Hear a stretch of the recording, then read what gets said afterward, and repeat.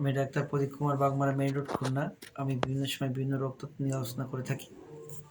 ঠিক তেমনি আজকে আলোচনা করব আমি একটি দুর্রোগ ব্যাধি নিয়ে, সেটি হলো ক্যান্সার। এটি খুবই আতঙ্কিত একটি রোগ। সত্যি দুর্রোগ ব্যাধি আমরা সকলে জানি, কিন্তু আমি কিছু সময় দেখেছি বেশ কয়েকজন মানুষকে ঈশ্বর কৃপা করেছেন। আমি ঈশ্বরের কাছে কৃতার্থ যে তিনি মহাত্মা হানিম্যানের এই মহান সত্য আবিষ্কার, এই মেডিসিনগুলো যদি কোনো চিকিৎসক নিজের মতো করে হৃদয় থেকে মানুষের কল্যাণে গবেষণা করে ব্যবহার করে থাকেন, তাহলে ভালো হতে পারেন। আমি আমার জীবনে লিভার ক্যান্সার, মুখের ক্যান্সার, গলার ক্যান্সার, বেশ কয়েকটি ক্যান্সার মানুষ মুক্তি পেয়েছেন। আমি খুব আশাবাদী আমি যেন আরও গবেষণা করে আরও মানুষের কাছে এরকম মানের রোগী থাকলে গবেষণা করা যায়।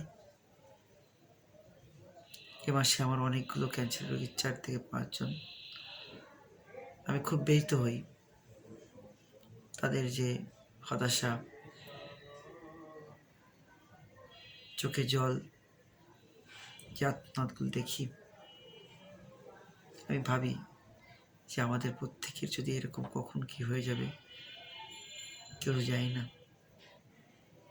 তারপরে বলতে চাই, আপনারা হয়তো কোনো জায়গাটা অপারেশন করবেন না। Tumour doesn't matter. যদি আপনারা বুঝেন এবং জানেন হোমিও চিকিৎসার মাঝখান দিয়ে ভালো হওয়া সম্ভব। কোন ডাক্তার আপনাকে কি সাজেস্ট করেছে আমি জানি না। আমি দেখেছি যারা যতগুলো অর্গানে হাত দিয়েছেন তারা একটি সময়ে মাস্ট বি ডিস্ট্রয় হয়ে গেছে, যেখান থেকে অপারেশন করেছেন। যেমন কিডনিতে কখনো হাত দেবেন না। হোমিও ট্রিটমেন্টে মাস্ট বি ভালো হয়। কোনো চিকিৎসক না চিকিৎসা করলে আমি করব। এবং আমি দেখেছি হার্ট রিং করা লাগে না, বাইপাস করা লাগে না। তারপরে আপনার লিভার তো অপারেশন করতে পারবে না। তারপর বিভিন্ন সময় কী যেন একটা করে আমার কাছে বলে রোগীরা।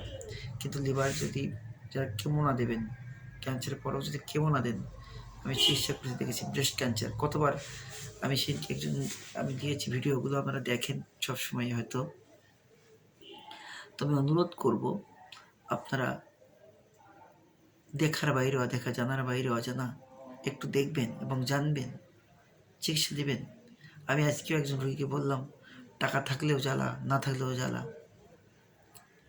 উনি বলছেন আমার পায়ের নখ থেকে অপারেশন করার পর থেকে ক্যান্সারের জার মেরেছে, ডাক্তারদের কিছু বলার নেই। আবার বলে অপারেশন করতে পা কাটতে হবে, বিভিন্ন কিছু। কিন্তু আমি তার যে সিমটমগুলো দেখলাম, তার আর হয়তো সেই সুযোগটা আছে কিনা জানি না, গড নোস। আমি যখন চিকিৎসা করি আমি কি জানতাম যে এই রোগগুলো ভালো হবে? তারপর দেখেছি যে বহু মানুষ মুক্তি পেয়েছেন।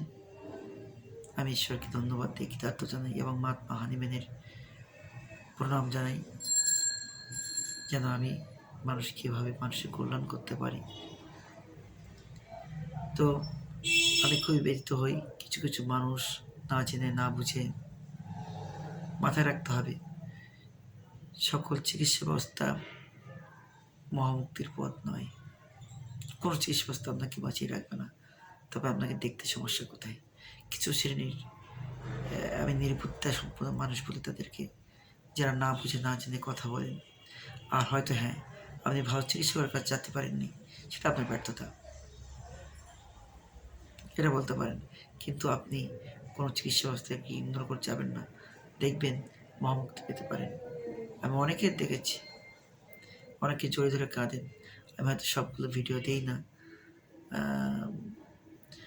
তবে আশা করি আপনাদের সকলের কল্যাণ হোক। এই মারণ ব্যাধির থেকে মুক্তির একটি উপায়, আপনারা যে কোনো চিকিৎসা লাভ নেন, হোমিওপ্যাথি নেন, জানেন টিউমারগুলো দ্রুত অপারেশন করবেন না, না বুঝে না শুনে। আপনাকে আমি হাত কাটতে বললাম, তার অর্থ আপনি হাত হারালেন।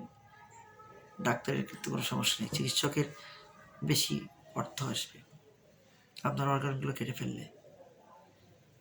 কিন্তু অর্গান হারাচ্ছেন, কিন্তু আপনি হাত হারাচ্ছেন, পা হারাচ্ছেন, কান হারাচ্ছেন, বুক হারাচ্ছেন আপনি।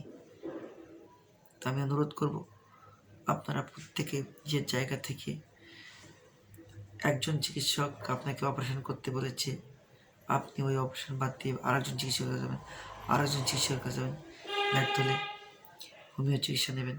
হোমিও চিকিৎসা নেওয়ার পরে যখন দেখবেন নিরুপায়, তখন আপনি অপারেশন যাবেন। অপারেশন থেকে বেশিরভাগ ক্যান্সারের জামগুলো ছড়িয়ে পড়ে। আর কেমো দিয়ে কেউ আমি সফল দেখিনি, খুবই ফিউ পারছেন, লাখে একজন। Not solution. যতদিন বাঁচবে ওষুধের উপর ডিপেন্ড করে থাকতে হয়। তাই আমি অনুরোধ করবো, ক্যান্সার নিয়ে ভয় পাবেন না।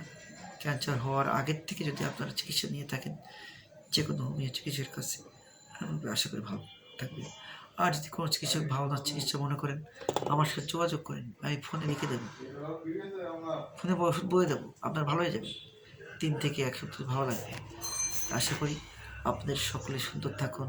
আমি মানুষকে খুবই ভালোবাসি এবং কল্যাণ করতে চাই, তাই মাঝে মাঝে ভিডিও করে দেই।